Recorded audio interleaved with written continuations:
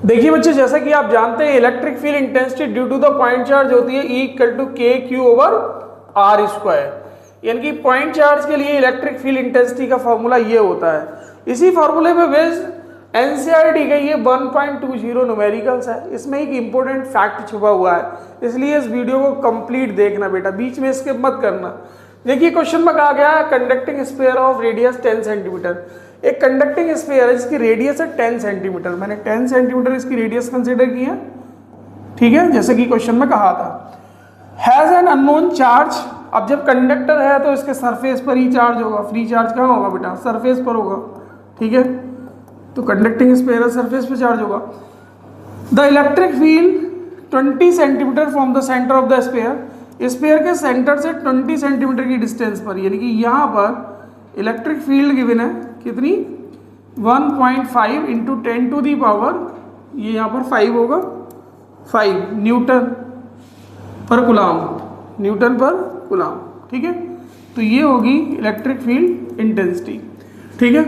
And the point radially invert, ठीक है। What is the net charge on the sphere, इस sphere पर net charge क्या होगा, ठीक है। तो इसमें सबसे बड़ी बात तो यह है कि जब हम इलेक्ट्रिक फील्ड इंटेंसिटी का फार्मूला ये यूज करेंगे, ठीक है, तो यहाँ आर क्या रखेंगे, आर की वैल्यू क्या लेंगे।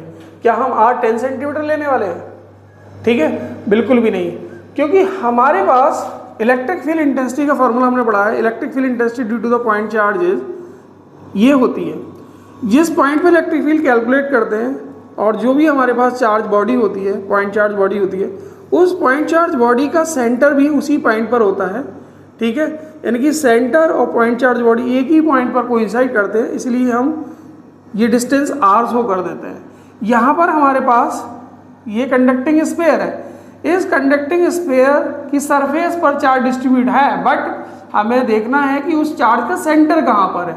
तो चार्ज के सेंटर से जिस पॉइंट पर इलेक्ट्रिक फील्ड कैलकुलेट करनी है वो डिस्टेंस हमें यहाँ पुट करनी होती है, यानी कि वो वैल्यू हमारी आर होती है। ये इस क्वेश्चन का ट्विस्ट था। हमारे पास इलेक्ट्रिक फील्ड है 1.5 10 टू दी पावर कितना 5, ठीक है। के की वैल्यू होती है 9 into 10 to the power 9 in case of air. Q calculate करना है, अपॉन आर की वैल्यू हो जाएगी आपके पास सेंटीमीटर में दिया है तो 0.2 मीटर आ जाएगा, और इसका स्क्वायर करेंगे, ठीक है। तो आपके पास क्यू होगा 1.5 10 टू दी पावर 5 इंटू 0.2 का whole square divided by 9 into 10 to the power 9। जब हम इसको सॉल्व करेंगे तो आपको मिलेगा 0.67 micro coulomb. Thank you everyone.